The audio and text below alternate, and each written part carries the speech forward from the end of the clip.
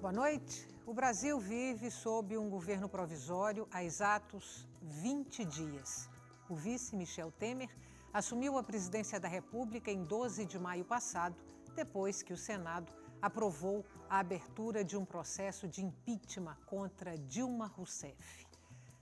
Antes mesmo de se tornar presidente interino, Temer fez pública sua agenda de governo intitulada Uma Ponte para o Futuro. Nela estão contidas propostas que tratam do desenvolvimento, do ajuste fiscal, dos programas sociais, da previdência, das relações de trabalho, enfim, tratam da vida do país e da vida de todos nós brasileiros. E é essa agenda, Uma Ponte para o Futuro, que vamos discutir agora aqui no Opinião Pernambuco. Participam do nosso programa o cientista político Adriano Oliveira, o economista e professor da UFPE Marcelo Eduardo Alves e também o advogado previdenciário Paulo Perazzo.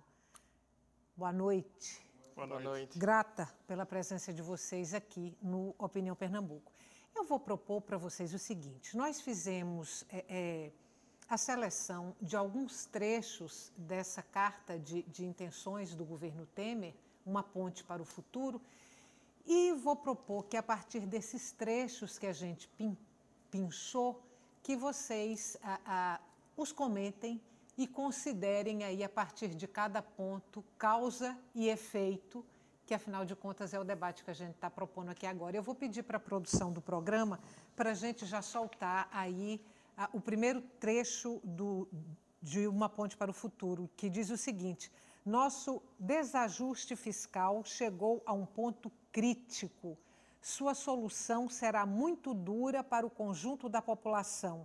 Terá que conter medidas de emergência, mas principalmente reformas estruturais. E a pergunta para vocês é: que medidas de emergências e reformas estruturais são essas que já estão sinalizadas?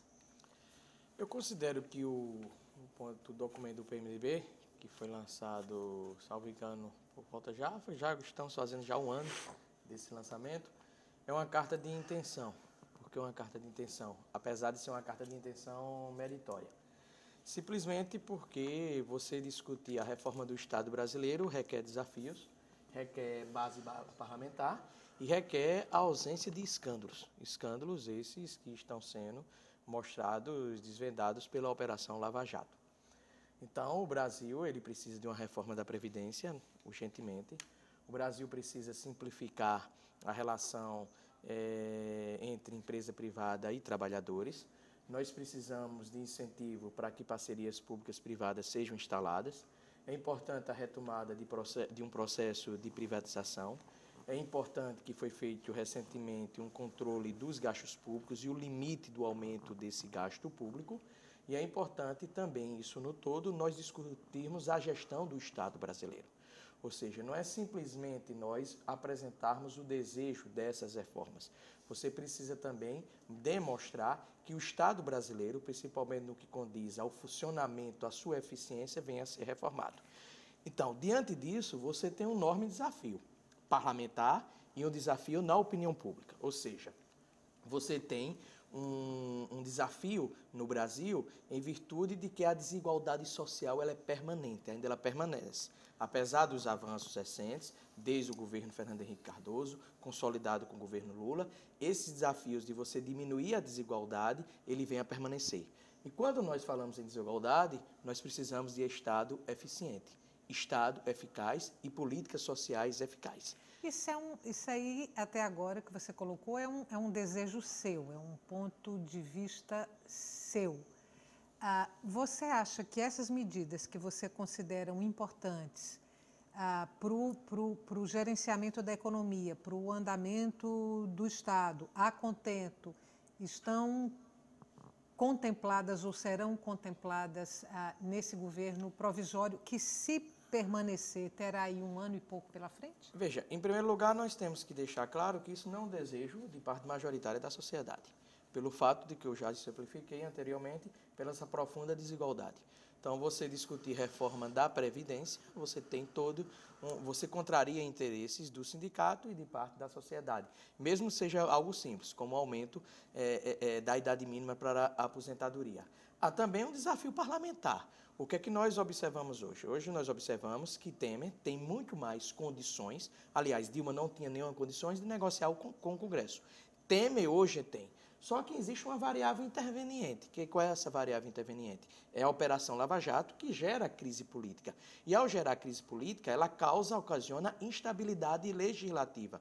E ao ocasionar instabilidade legislativa, isso faz com que você tenha dificuldade de aprovar as reformas. Por isso que eu coloco claramente, de que eu tinha uma expectativa de que, logo que Temer assumisse, ele já definisse prazos, pelo menos para 2 reformas básicas. A reforma da Previdência e a melhoria da relação empresariado e trabalhadores. Do ponto de vista da economia, você como economista, o que você acha que uma carta para uma ponte para o futuro propõe, coloca objetivamente? Eu concordo com o Adriano, que eu acho que é mais uma carta de intenções, né? Então, acho que é um diagnóstico geral de todo mundo que trabalha com a economia, de que, de fato, você precisa fazer essas reformas tão importantes para o Brasil, porque do jeito que está, não tem como ficar. Quer dizer, eu acho que o diagnóstico está correto, acho que a gente tem um grande problema fiscal. Então, nosso déficit nominal, o ano passado, foi de 10% do PIB, em pagamento de juros e déficit primário. Quer dizer, isso é um valor enorme, quer dizer, isso tem um custo enorme para a sociedade. Quer dizer, e a única forma de você reduzir isso é se você fizer as reformas que são importantes. Tem coisas que precisam ser feitas emergenciais, e aí eu concordo com o diagnóstico, tem coisas que são emergenciais, precisam ser feitas urgentemente. Como quais? Uma delas é essa questão da Previdência, que algumas pessoas têm colocado isso como o PT colocou isso como uma questão de longo prazo, e que não é verdade, é uma questão de curtíssimo prazo. Você precisa resolver isso aí. Você precisa reduzir o aumento dos gastos públicos, que subiram acima da inflação nesses últimos anos e subiram muito mais acima das receitas do governo, que gerou esse déficit de 10% do PIB no ano passado. Quer dizer, então, você precisa fazer medidas que possam reduzir isso aí. E eu não descartaria, apesar do Henrique Meirelles ter sinalizado que, a princípio, não teria aumento de impostos, que isso vai acontecer no curto prazo. Porque eu não vejo uma outra alternativa. Quer dizer, as receitas da União hoje, as despesas da União estão muito amarradas. Então, hoje, a votação no Congresso da DRU, que é a desvinculação das receitas da União, é uma forma de você tentar dar ao gestor público alguma margem para cortar despesas e, com isso, poder gerar um superávit primário. Deixa eu ver se eu entendi. O documento não sinaliza, pelo contrário, até nega a possibilidade de aumento de impostos. Você acredita que sim, que na sequência poderá vir aumento de impostos? Você acredita na possibilidade de vir aí uma taxação sobre as grandes fortunas? Eu acho que isso seria muito mais simbólico do que, de fato, efetivo em termos de ganho de receita do governo.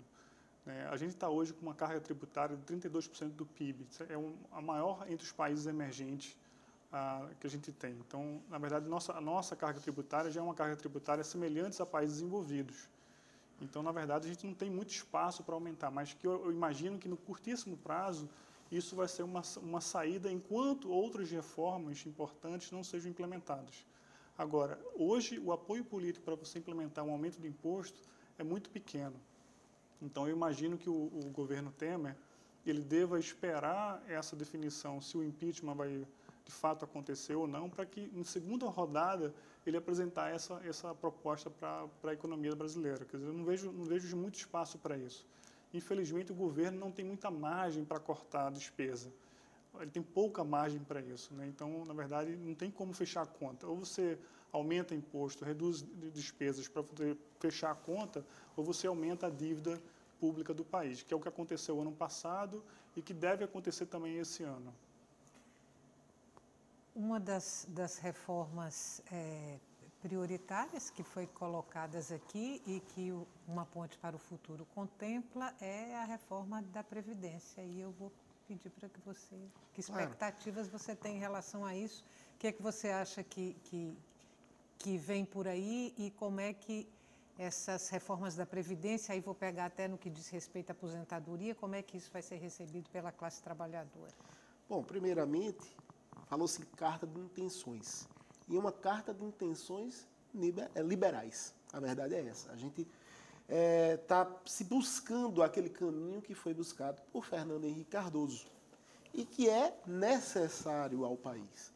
Um Estado menor, um Estado mais eficiente e um Estado que tem que fazer reformas estruturais que já foram propostas há mais de 20 anos. Para vocês terem ideia, Fernando Henrique Cardoso tentou colocar a idade mínima da aposentadoria, tá certo? Com a emenda 20 de 1998. E essa reforma da aposentadoria na época, que estabelecia a idade mínima, não passou por causa de um voto. Foi até uma situação pitoresca, interessante. Foi Antônio Candir, que era o ministro da Previdência, deixou de ser ministro da Previdência para voltar a ser deputado, por 3 dias, para votar a favor. Na hora, ele se embaralhou lá e votou abstenção, ao invés de votar sim. E ele pediu a retificação do voto dele, e por causa desse único voto de Antônio Candir, a reforma da Previdência à época, de Fernando Henrique Cardoso, que fez grandes reformas, que estruturou o país para o crescimento, essa reforma não passou. E são apenas 3 países no mundo que não têm a idade mínima da aposentadoria: Turquia, Egito e Brasil. Então, vem sendo ventilada essa ideia da idade mínima, pelo menos de forma concreta, desde 1998. Mas o PT, na época, não tinha a perspectiva do grupo dele se manter no poder. E fizeram um bolo para Antônio Candir, cantaram parabéns para Antônio Candir, e foi aquela festa no Congresso, de forma que Fernando Henrique teve que fazer o fator previdenciário, que foi tentou-se mascarar a questão da idade mínima. E aí notou-se o seguinte, que as pessoas não deixavam de se aposentar, preferiam se aposentar ganhando menos, mas se aposentar. Então, a gente tem que perceber que algumas reformas vão ter de ser feitas mais cedo ou mais tarde. Então, deixa eu ver se eu entendi bem. É consenso aqui entre vocês, quer dizer, essa mesa entende que, sim, deve haver um encolhimento do Estado, um Estado menor do que há hoje? Veja, me permita a observação. Não adianta o governo Temer limitar o crescimento do gasto público se ele não busca criar alternativas, incentivos para a economia voltar a crescer, para você ter aumento de receita. Por quê? Porque nós continuamos com uma desigualdade social que, para combatê-la, nós precisamos de uma matriz social. Essa matriz vem através de programas sociais, como o FIES, como o ProUni. Essa matriz existe a manutenção e até a necessidade da ampliação do Bolsa Família e faz com que você precise levar que aquelas pessoas que hoje não têm oportunidades venham adquirir oportunidades para terem igualdade de condições. Então, na minha concepção, eu não defendo que você tenha a ausência do Estado no combate da desigualdade social. Isso não significa, portanto, a diminuição do Estado. O que temos que definir são prioridades do Estado. E prioridades do Estado num país que ainda mantém uma forte desigualdade social é ter uma matriz social forte e criar um ambiente de negócio que favoreça o crescimento econômico. Vamos talvez dê tempo ainda nesse bloco da gente discutir um segundo ponto aí da carta de intenções do governo Temer. Pode ser?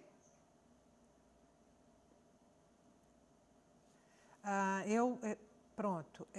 Outro elemento para o novo orçamento tem que ser o fim de todas as indexações, seja para salários, benefícios previdenciários e tudo mais. Como é que vai ficar sem as indexações? Então, como é que funciona hoje? O que ele propõe? Na verdade, a desindexação já foi tentada por Fernando Henrique Cardoso. Mas a gente vive um ambiente que é impossível você desindexar tudo. Por exemplo, a questão da tabela do imposto de renda é uma questão que gera muito problema. Por quê? Porque faltou indexação, congelou-se aquele limite de isenção do imposto de renda. Então, nós vivemos, sim, numa economia indexada. A crítica nesse ponto é que, para a iniciativa privada, eles querem dar um aumento. E aí, a gente tem um custo que é muito alto, é o custo Brasil. Mas, para se repassar esse custo para o trabalhador, para o empresário, me perdoe, é muito fácil. Só que eles não querem se vincular a isso. Por exemplo, eu quero um aumento do salário mínimo para o empresário, mas eu não quero que esse aumento do salário mínimo sirva para mim, governo.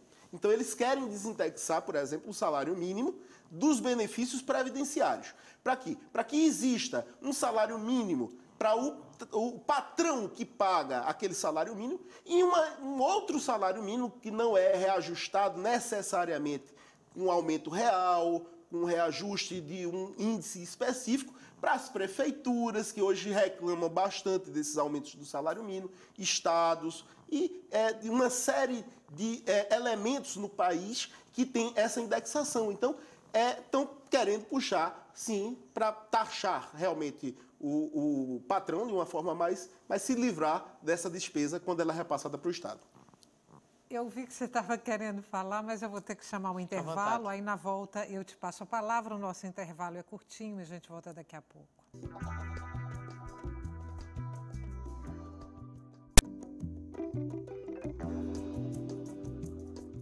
Estamos de volta. A agenda Uma Ponte para o Futuro, do governo Michel Temer.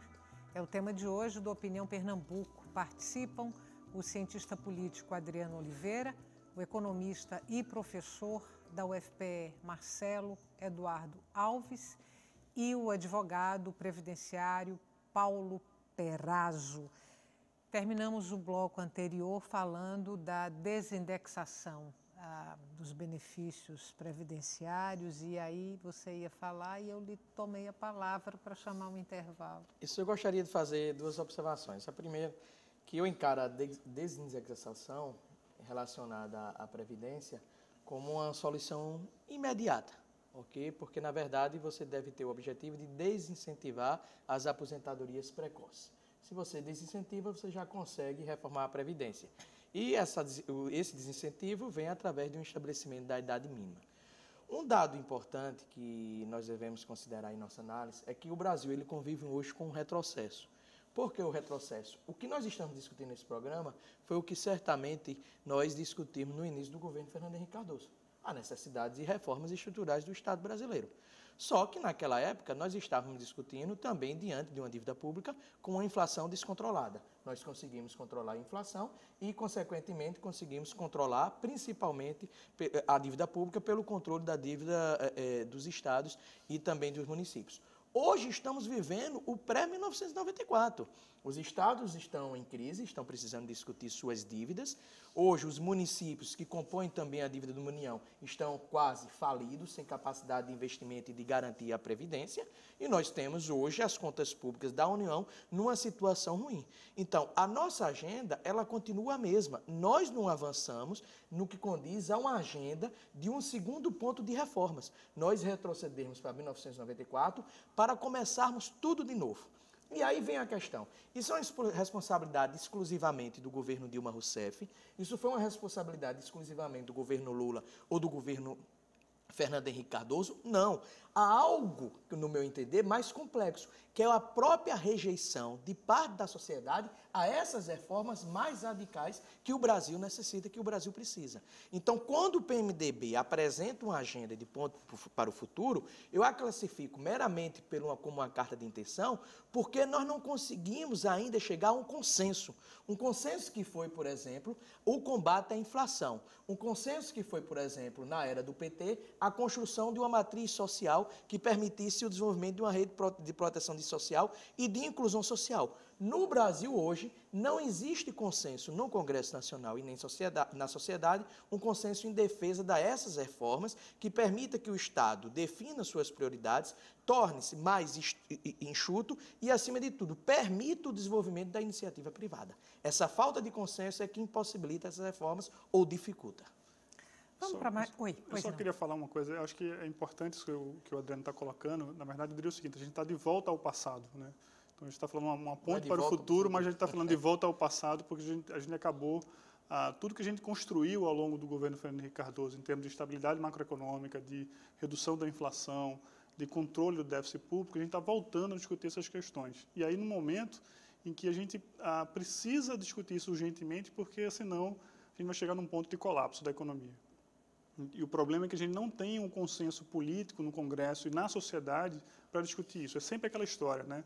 É preciso uma reforma da Previdência, mas desde que o outro que pague a conta. É preciso uma reforma tributária, mas desde que o outro pague a conta. Já que você tocou aí na reforma da Previdência, e todos vocês falaram aí da reforma da Previdência, o documento Uma Ponte para o Futuro chega a quantificar o que seria o déficit da Previdência agora em 2016, alguma coisa em torno de 150 e tantos bilhões de reais.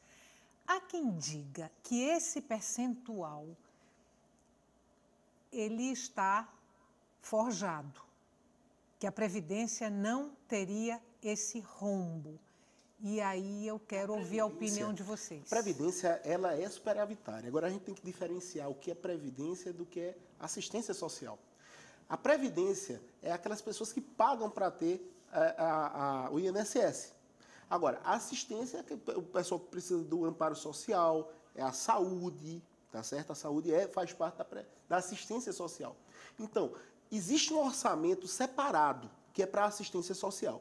E a Previdência é um dos componentes da assistência social. Então, a Previdência é superavitária, mas a assistência social, o que se arrecada para a assistência, que é saúde, que é o amparo social, e também está no meio Previdência, a Previdência bota dinheiro, mas não é suficiente para reverter. Então, esse orçamento em separado, que é digamos, o orçamento da assistência social, ele não é suficiente para pagar. Então, nós temos um país caro, as empresas não vêm para cá porque é caro o Brasil. Tem uma carga tributária altíssima, e aí a gente fala, por exemplo, de imposto de grandes fortunas. Quando a Constituição veio, não existia, por exemplo, a COFINS. Quando ela foi criada, era de 1%, já está em 3%. Então, foram havendo outros aumentos, de forma que esses aumentos de impostos foram tão grandes que eles desestimulam a vinda de empresas de fora para se estabelecer aqui, porque é um país caro. Então, a gente tem que tornar o país mais atrativo, um país mais que tenha um ambiente de negócios acolhedor e, ao mesmo tempo, fazer com que essa assistência social de loja, de previdência, etc., tenha um orçamento que seja pagável. Porque, veja, por ano dá 150 bilhões. Aí eu passo o cheque especial, lanço títulos da dívida pública. Um ano, tudo bem. Se fosse uma ocasião especial, muito bem. O problema é o seguinte, todo ano eu ter que pegar o cheque especial para pagar a previdência. 150 bilhões em 2016, 150 em 2017, tudo bem. E na hora que o credor internacional, que as pessoas que financiam o Brasil através da dívida pública, não estiverem mais dispostas a emprestar dinheiro. Então, simplesmente, a gente corre, sim, o risco de colapso das contas da Previdência, tal qual já aconteceu no Rio de Janeiro. Sequestraram, mês passado, 600 milhões para pagar um mês. E o próximo mês? Então, nós temos que ser responsáveis para que a gente não aumente a carga tributária de forma a afugentar o mercado, investidores internacionais, e de forma também que a gente possa pagar sem se endividar tanto. Quem vai pagar essa conta? Se você não vai afugentar o investidor, se você não vai penalizar o empresário, quem vai pagar a conta? Alguém vai ter que pagar. Para começo de história, por exemplo, essa idade mínima era para ter sido implantada em 98, o PT não deixou. Aí o PT agora, que já estava há 15 anos no poder, mais 12 anos, 13 anos no poder, tinha a perspectiva ainda de ficar mais 13, mais 15, aí disse, bom, essa reforma vai me pegar. Se eu não fizer essa reforma, esse déficit vai me pegar. Tanto é que Dilma estava querendo fazer a história da idade mínima. Então, hoje é um consenso. A idade mínima é necessária. Vamos chamar Eu vou chamar mais um trechinho lá de Uma Ponte para o Futuro, aí eu te passo a palavra. O próximo trecho, por favor. É preciso introduzir, mesmo que progressivamente, uma idade mínima que não seja inferior aos 65 anos para os homens e 60 para as mulheres, com previsão de nova escalada futura, dependendo dos dados demográficos. Aqui ele está falando da reforma da Previdência, que era o ponto que a gente estava discutindo, ou seja, idade mínima de 60 anos para as mulheres, de 65 anos para os homens, com previsão de uma nova escala futura.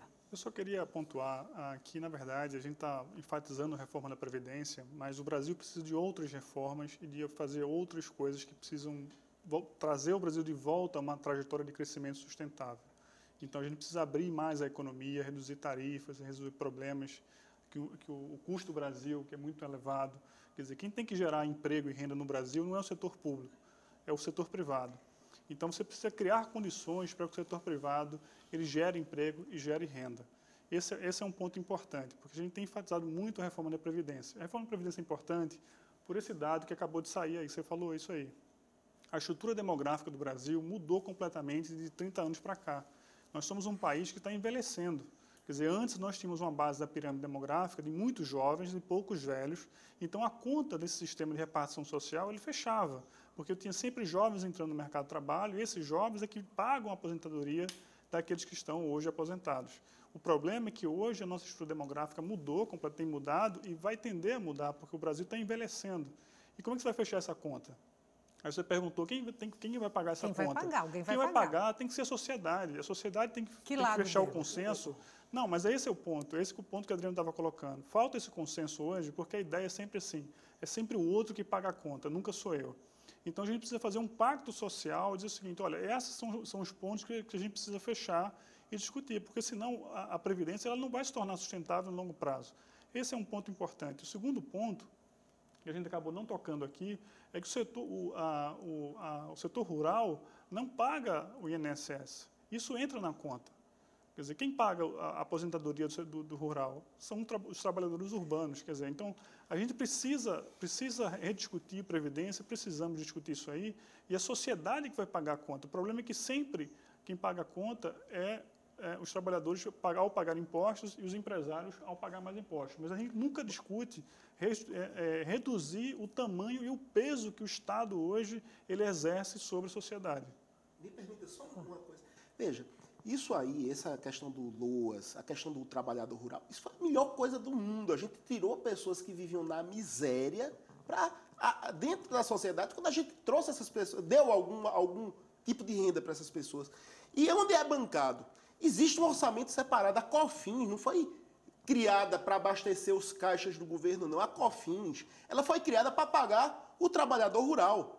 Ela foi criada para pagar o LOAS. A contribuição social sobre o lucro, ela não veio para encher as burras do governo, ela veio para bancar o trabalhador rural, o LOAS. Então, agora, a gente não pode, de um lado, aumentar esses impostos de forma que o ambiente de negócios fique pior e fique um ambiente ruim, e a gente também tem que encontrar o equilíbrio de também não cortar essas pessoas que eram miseráveis, e a gente precisa imaginar, a gente precisa de um capitalismo social. Os dois lados têm que ser agraciados. O que Perazzo colocou, junto com o Marcelo, foi aquilo que eu falei inicialmente. Um Estado que venha definir prioridades. Eu fico muito preocupado quando você passa a falar em corte de gasto público e não reconhece a necessidade da Previdência Rural, que é uma rede de proteção social. Uhum. Eu fico muito preocupado também quando nós estamos discutindo reforma da Previdência, mas nós não discutimos dois pontos fundamentais que Perazzo pode esclarecer.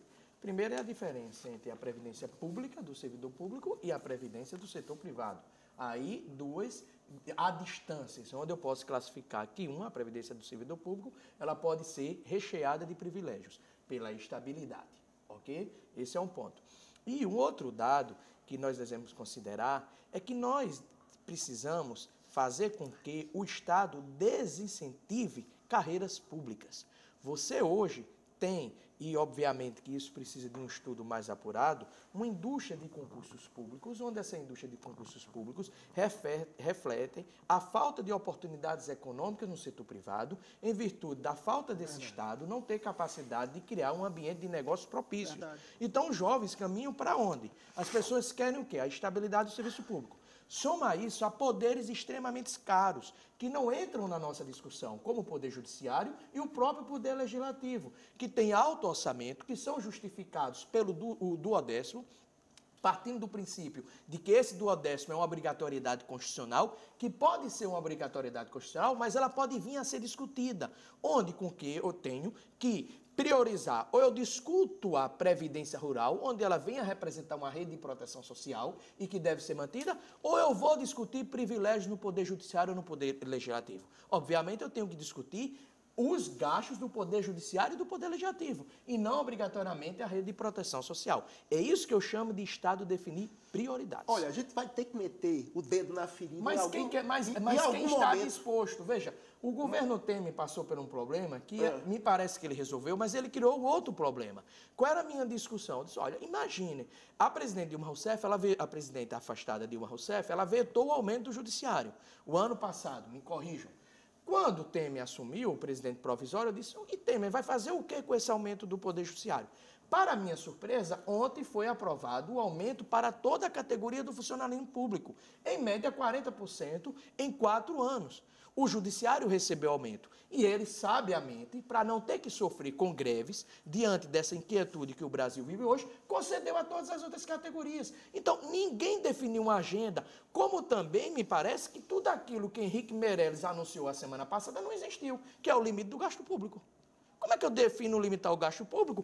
E ontem o Congresso aprova aumento para servidor público. Então veja que ninguém está disposto a discutir prioridades e ninguém quer abrir mão dos seus privilégios. Esse é o problema, só que há um problema muito maior. A Grécia tem a comunidade europeia para ir buscar recursos, Marcelo. O Brasil não tem comunidade europeia. O Brasil tem Venezuela, Argentina, Bolívia, Equador. Não tem recurso de onde buscar. Vamos fazer mais um intervalo. A gente volta daqui a pouquinho.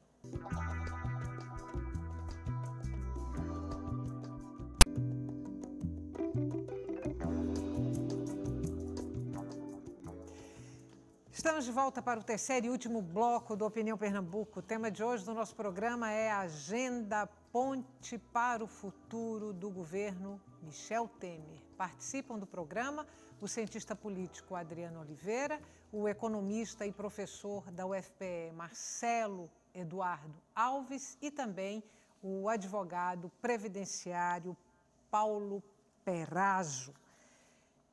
Vou começar esse bloco pegando a nossa conversa aqui do intervalo, Marcelo. Você falava que a essas alturas do campeonato, para que um dirigente, para que um presidente se consolide como um estadista, teria que convocar a sociedade para essa conversa dura, difícil e encaminhar as reformas que se fazem necessárias.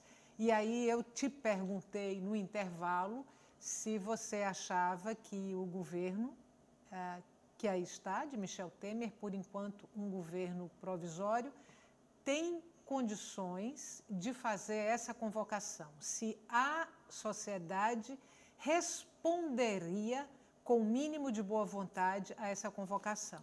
Eu acho que a primeira coisa, acho que o Temer, como ele, para ficar para a história, ele poderia ficar para a história se ele fosse essa pessoa que apresentasse o tamanho do problema para a sociedade e abrisse a discussão com a sociedade sobre esses pontos. É preciso que o governo mostre à sociedade o tamanho do problema.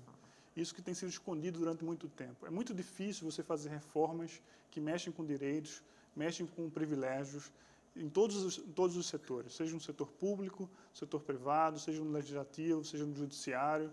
É preciso que a sociedade brasileira discuta essas questões. O quanto mais cedo a gente discutir essas questões hoje, menor é o tamanho do ajuste que a gente precisa ser feito.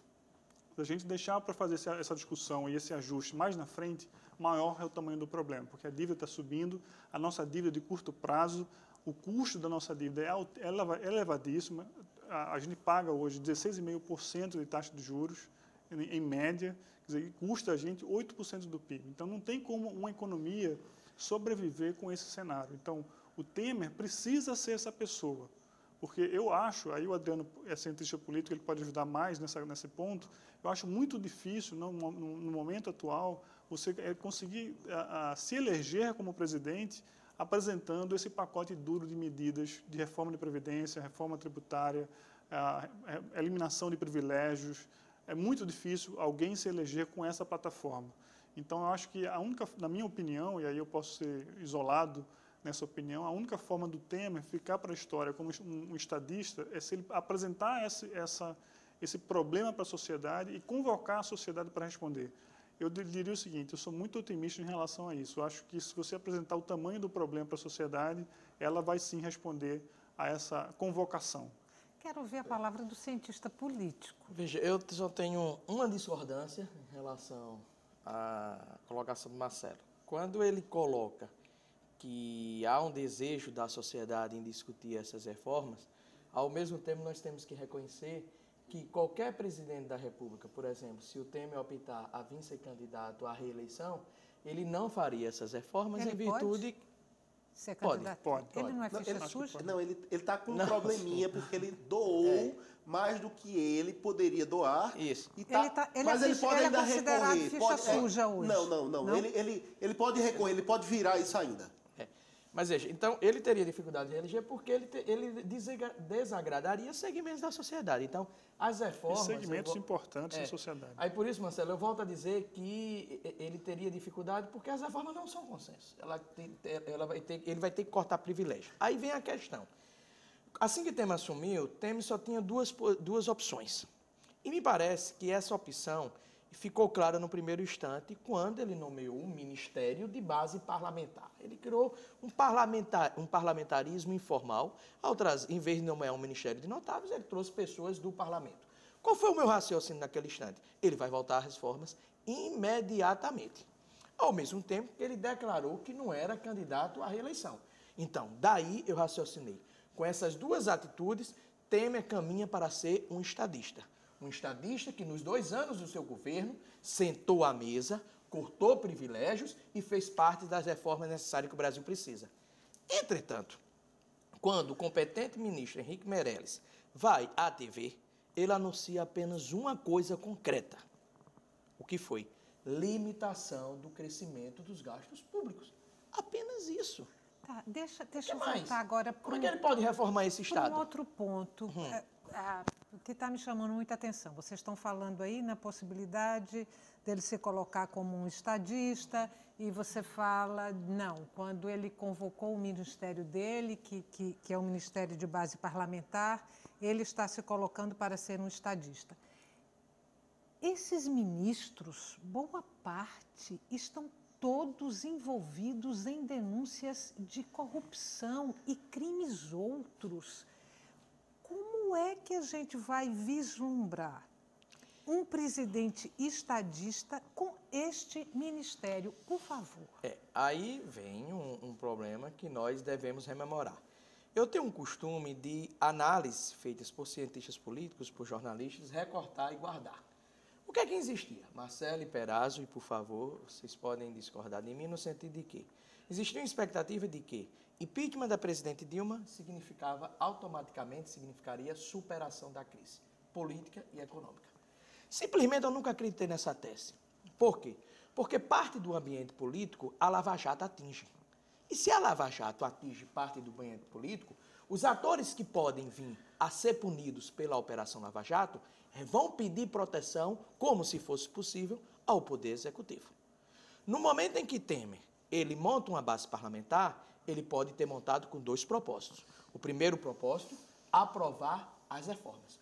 O segundo propósito, de acreditar que o afastamento de Eduardo Cunha, feito em seguida o processo de impeachment pelo STF, e também o impeachment da presidente Dilma, já seriam suficientes para garantir uma interrupção ou uma diminuição de ritmo da Operação Lava Jato ou uma diminuição da publicidade da suposta imprensa golpista. O que nós vimos foi tudo ao contrário. A imprensa continuou a divulgar os grampos de modo seletivo, como fazia anteriormente.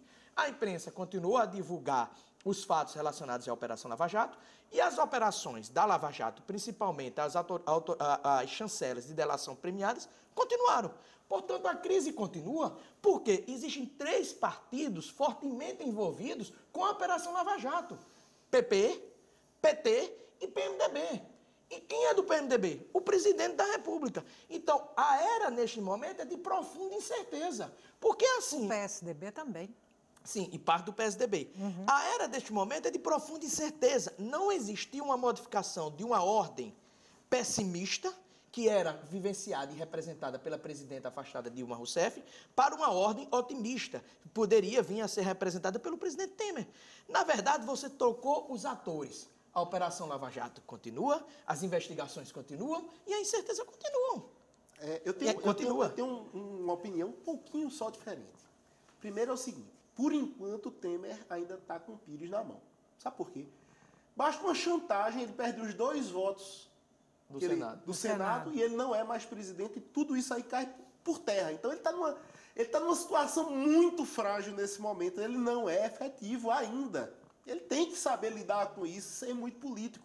2 senadores já ensaiaram que podem voltar atrás. Ele pode ser vítima de chantagem, sim, das mais diversas, até por cargo, sei lá, até o fim da votação. Ninguém sabe o que é que vai sair daí. Depois de superado isso, aí eu discordo um pouquinho. Eu acho que a gente está num momento muito bom de fazer as reformas. Sabe por quê? Há um consenso que o barco está afundando. Há um consenso que ele conseguiu 2/3 na Câmara e já conseguiu, num primeiro momento, no Senado. Ou seja, as principais reformas, as pessoas estão com ele, os deputados, o Congresso está com ele, pelo menos para as principais reformas. Então, eu entendo, sim, que esses 2 anos dá para a gente dar um start muito bom nessas reformas que a gente está precisando. Você está considerando aí que o quadro não muda, que ele ficaria.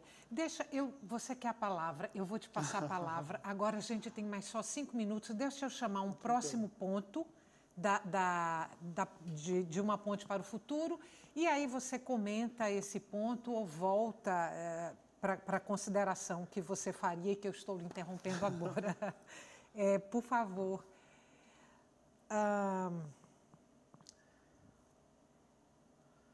Eu me perdi aqui.